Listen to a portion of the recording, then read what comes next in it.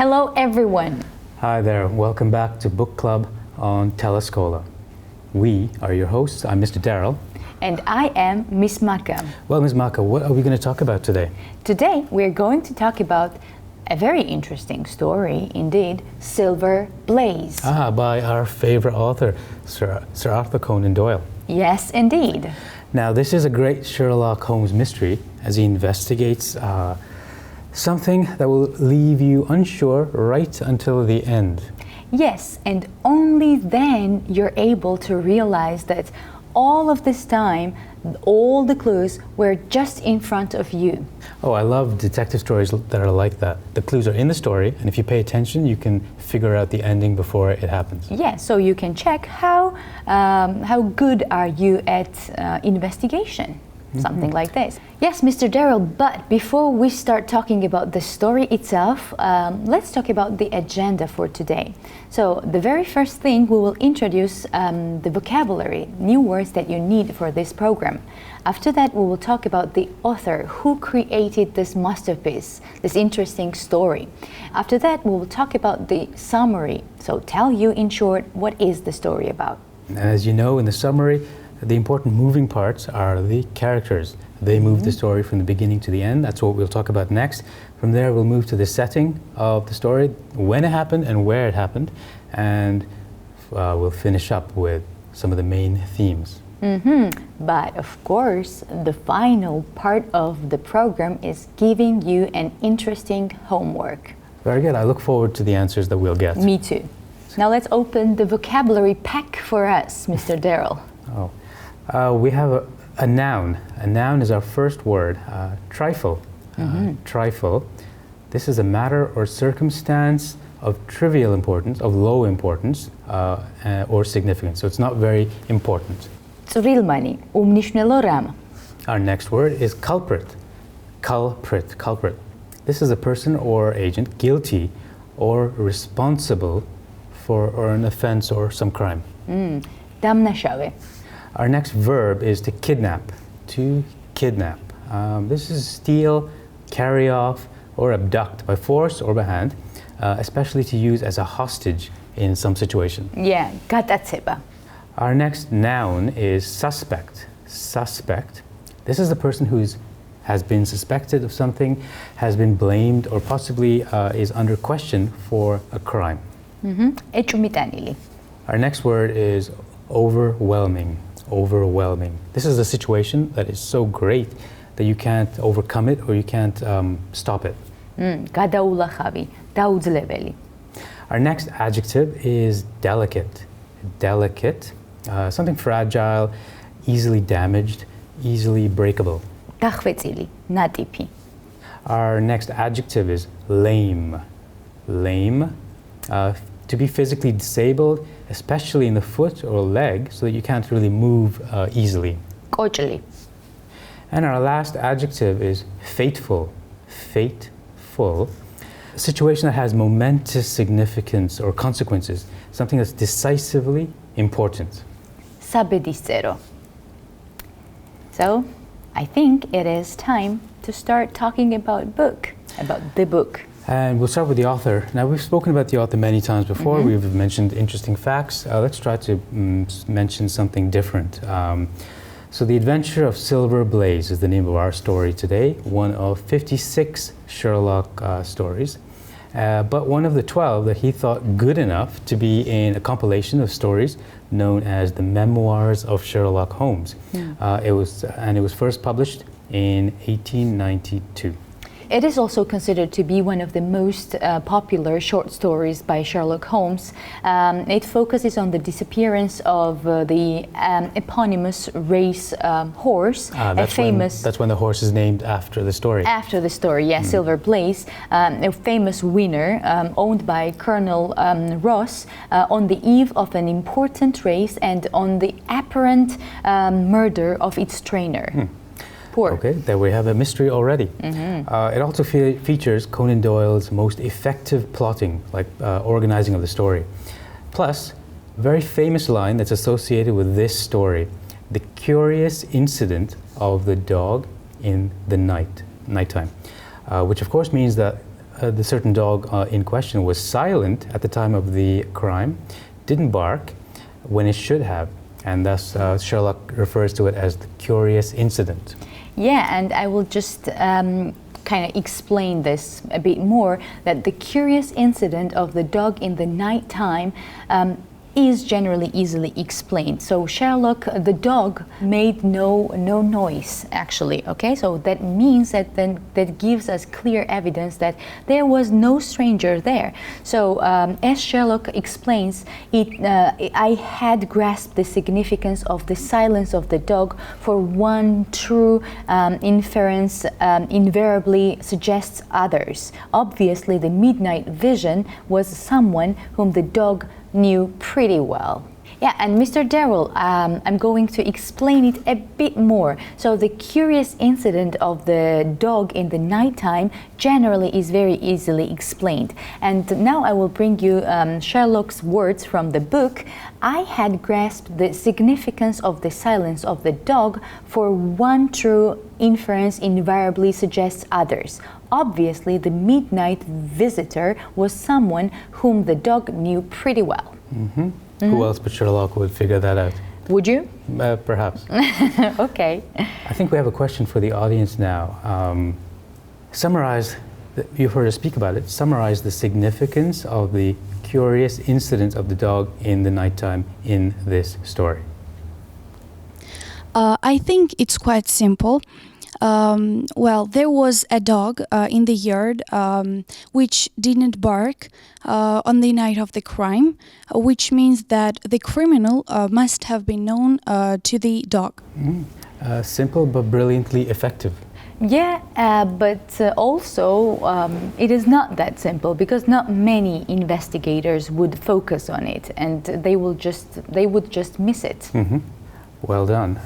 Let's now summarize the story, because perhaps for the viewers who have not read it yet.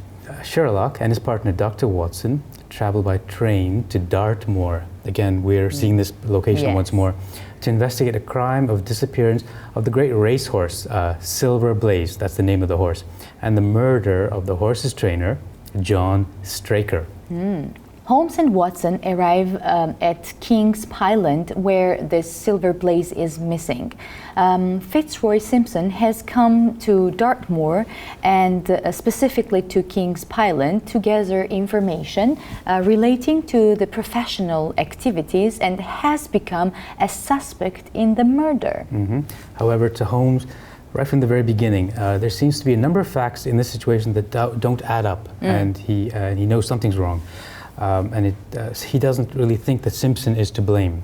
It seems odd, for instance, that this Simpson would lead the horse out onto the moor simply to injure or kill him.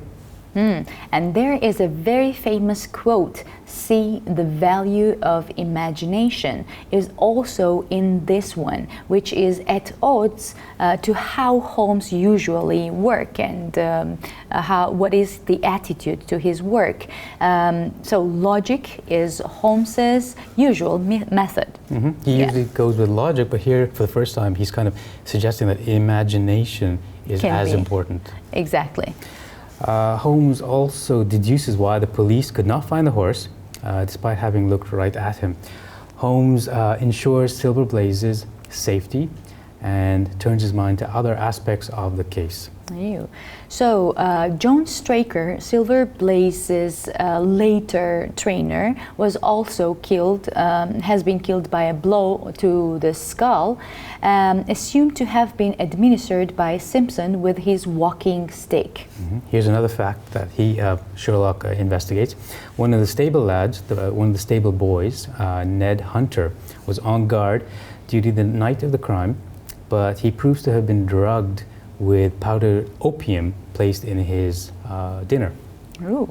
And there is the curious incident with the dog, and also a problem with sheep kept at the stables. So the shepherd told Mr. Holmes that 3 of his animals actually have become a little lame recently. Yeah. Which the word we mentioned in the vocabulary at the beginning. So these are some of the facts that he's investigating. We won't tell you basically how he figures it out, but he puts his powers to work on these facts and lays bare what villainies there are to be found. And Silver Blaze is set in the world of horse racing, and one which Dick Francis would have been proud of, but this story is typically Holmes's story. So what are the elements that make a good Holmes story? Well, I'll list them, and these are in this story as well. He's a great detective. Although the inspector of Scotland Yard, the sort of police force of UK at the time, has made an arrest in this case, Holmes doesn't think that the obvious suspect is the right one. So, over the years, Silver Blaze has proved to be one of the best, one of the most popular Sherlock Holmes' stories, and one of the most memorable. So, I guess that's all from the summary part, and now it is time to ask a question to our audience. So, why does Holmes surprise everyone when he says that there is a value in imagination? So he surprised everyone because he's usually known for being a very logical thinker. Thank you very much. It was very hard to understand Holmes's thoughts, thinking, right? Yeah, exactly. Which I think we're going to talk about later today. So yeah, of course we will. And now let's talk about the characters who actually create the story. We have to start with Sherlock Holmes, of course. He is the hero or the protagonist of the story, which is pretty common considering the stories involve him solving a case that seems impossible to solve. So Holmes has taken a special interest in this case and is affected, and it really affected him greatly. His partner Watson describes it as follows: there was one problem before the public which could challenge his powers of analysis, and that was the disappearance of this horse. So he's suggesting that Holmes was attracted to the case because he knew it to be one of the most difficult cases out there. Yeah, and that's what genius really loved, right? The most difficult one, a challenge, of course. Now, the next character is Dr. Watson. As we all know, Watson is truly trustworthy, and he's a faithful companion to Holmes. And it would be no surprise to tell you that he is the narrator of the adventures with Sherlock Holmes, offering the reader insight into the movements of the famed independent detective. Yes, in this situation he goes along with Holmes to King's Pyland in Dartmoor, where the crime took place. Yeah, and Holmes is pretty happy to have him and reveals the importance of having Watson beside him as a partner and like to discuss the facts with him, because we can see from most of the stories that Watson is very helpful for Mr. Sherlock Holmes. Plus it's helpful for the reader as well, I think, right? When Watson is trying to figure out what Holmes is thinking, we also can get a glimpse into what Holmes is thinking. Yeah, and don't you think that we know Sherlock Holmes from the point of view, from like Watson's point of view? It's difficult to get into Sherlock's mind, so we get into Watson's mind and then see and everything. Through him we know things about Sherlock. Yeah, and of course the next character would be Silver Blaze. Silver Blaze is a champion, a race horse, favored to win the contest, the cup for that time, a prestigious race in England. It's called Wessex Cup. And he's also a bit of the unlikely villain in the story, in a way. He's owned by Colonel Ross, and it is marked by a flash of white down the front of his head. And Blaze is also responsible for the death of John Straker, who was trying to injure the horse to prevent him from like winning.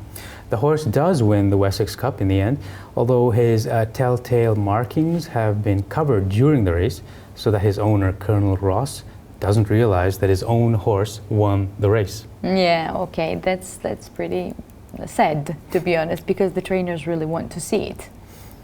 Yeah, now the next character, John Straker. Now Straker is employed by Colonel Ross at King's Pyland and he is a horse trainer. A former jockey, a man leading a double life. So he planned to sabotage the Wessex Cup race and Silver Blaze's chances of winning in order to make more money. So what he planned to do was to cut one of the muscles in the horse's leg to lame the horse, but Silver Blaze gets frightened at that moment, kicks behind him, and kills John Straker. Our next character is Colonel Ross. So Ross is the owner of Silver Blaze and other horses at King's Pyland, where his training stables are kept. He's described by Holmes as arrogant, and Holmes takes entertainment from this arrogance. He doesn't tell Ross that his horse has won until 4 days later. It's really funny, two arrogant people meeting each other. You think Holmes is a little arrogant? Of course, he is. Okay, I don't know, from my point of view, he is. Yeah, maybe he is. Yeah, and the funny thing is that Holmes tells him that his horse won only 4 days later.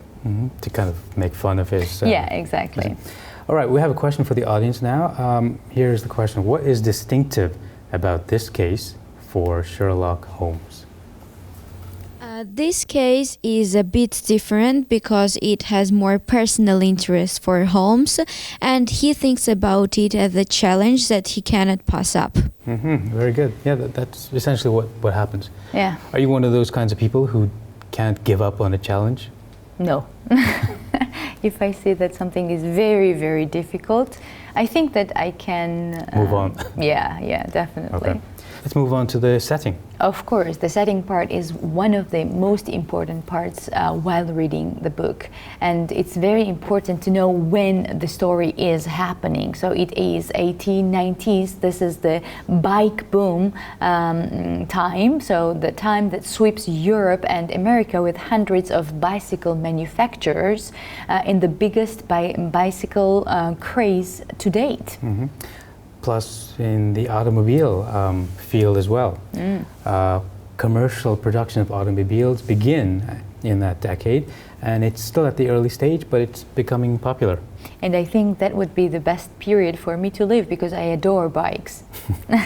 So in 1893 and 1894, the kinescope, an early motion picture exhibition device invented by Thomas Edison. So there are a lot of scientific advancements going on in this period, and Holmes is maybe like a symbol for that. Like he is the voice of reason, and society was becoming more technological at that time. Yeah. Now the location, Dartmoor, which we've seen before in The Hound of the Baskervilles, that was also in Dartmoor. Yes. So this is the second time, if not more, that the author is returning to this location. This tale is distinguished by the atmospheric feelings in Dartmoor, and it's late Victorian kind of sporting milieu. They go hunting there often. Yeah, because Dartmoor is known for its myths and legends, for different types of creatures like headless horsemen, a mysterious pack of some kind of hounds, and also, right from our story, the large black dog, among others, of course. And going back in its history, in 1638, during the Great Thunderstorm, one of the villages there, Widcombe in the Moor, was even said to have been visited by the devil. So it's a place with a lot of color and legends and kind of gossip and stuff. Yeah, it is. And it is very logical. We have a question to the audience. Why is Dartmoor such an effective setting for Sir Arthur Conan Doyle? Why does he return to it several times in his stories? Dartmoor is perfectly spooky setting, and it lends itself to legendary tales, which is perfect for Holmes to come into and solve using his reason and logic. Wow, exactly. Those are the points that we should always mention when talking about Holmes. That should lead us directly into our main themes, because we have something that I think might be interesting for our viewers. Of course, it should. The main theme we've selected is Holmes' deductive skills. We are going to try and teach you how to be like Holmes. That must be very interesting, and I think I will be the first person to be very interested in what we say. Although you don't like challenges. Although I don't. Okay, well, Holmes practices what is now called mindfulness, concentrating on one thing at a time, and he almost never multitasks. That's a good lesson to take from Holmes. Later science has shown how this is very helpful for the brain. Okay, one of the most important things about Holmes to mention is that he really observes the dress and attitude of his clients and suspects, noting skin marks such as, for example, tattoos or birthmark, contamination such as ink stains or clay on boots or stuff like this, emotional state and physical condition in order to deduce their origins and the story behind the clients that they are either keeping or having, so maybe some of them are not the suspects. Another thing you want to pay attention to if you want to be like Holmes is pay attention to the style of someone's clothes and the wear of the clothing. Like, is it fresh? Is it brand new? Is it kind of old? In stories, Holmes is often seen applying this method to items such as walking sticks, which happens in the story, pipes and hats. Holmes also demonstrates a knowledge of psychology. Of course, this is one of the most important skills that an investigator should have. In a scandal in Bohemia, so during Irene Adler into betraying where she hid a photograph based on the premise that a woman will rush to save her most valuable thing from the fire. Can you imagine there is a fire and there is a photograph and she's rushing into the house to save it? That might be true, might not be, but Holmes assumes it to be true and then it turns out to be true. Because of the knowledge of psychology. Yeah. Though the stories always refer to Holmes's intellectual detection method as deduction, he actually primarily relies on something else, something called abduction. So it's not quite deduction that he's doing something called abduction. He infers an explanation from observed details. From a drop of water, he writes, a logician could infer the possibility of an Atlantic or Niagara without having seen or heard of one or the other. So this process is called abduction, but he does use deduction as well. For example, in the story The Sign of the Four, which we've talked about before, he says, when you've eliminated the impossible, whatever remains, however improbable, must be the truth. Yeah, this is something like his credo of work, I would say. So the police have looked at the available evidence and jumped to conclusion, but Holmes looks at the evidence and sees what is missing. So after this little discussion, do you think now you could be like Holmes? I think not. I don't have this ability yet, but maybe after reading lots of Holmes's books, I will get some skills from him. So you're not ready to be Sherlock Maka yet? No, I'm not. Okay. Here's the question for the audience.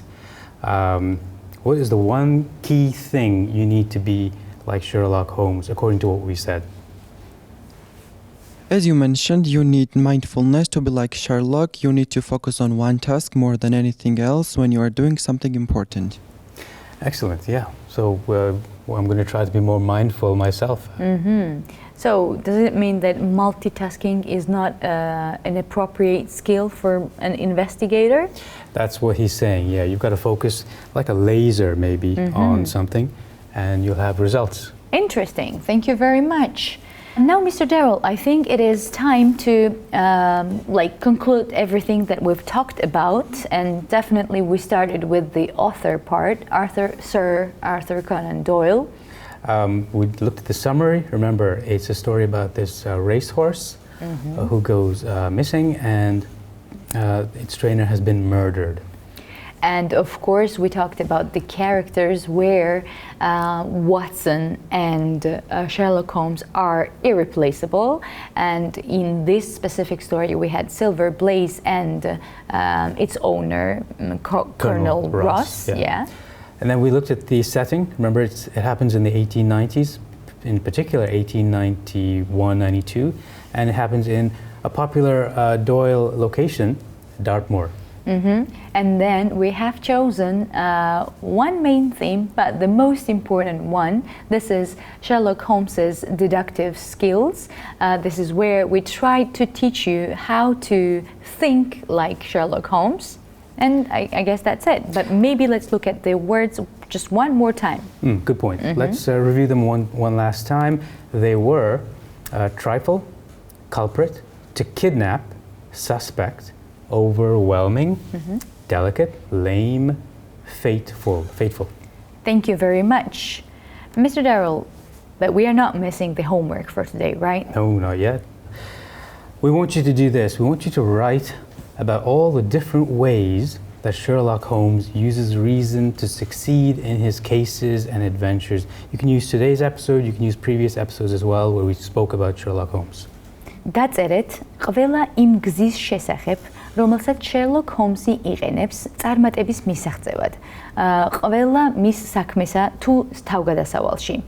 And they can send those answers to the address that they see on the screen right now. დავალებები შეგიძლიათ გამოაგზავნოთ ეკრანზე მითითებულ მისამართზე. Well, Maka, would you have been a detective in another, had your life gone a different way? Yes, it would be very interesting, I think. And generally, I think this is the kind of work where you have lots of challenges. Do you like figuring out secrets or mysteries? For now, no, but if I am an investigator, definitely I would love to. Okay. Now I think it is time to say goodbye to our audience. Thank you very much for your interesting answers. And thank you to the TV audience as well for tuning in. And that's it. See you next week. Until next time, keep reading and goodbye. Goodbye.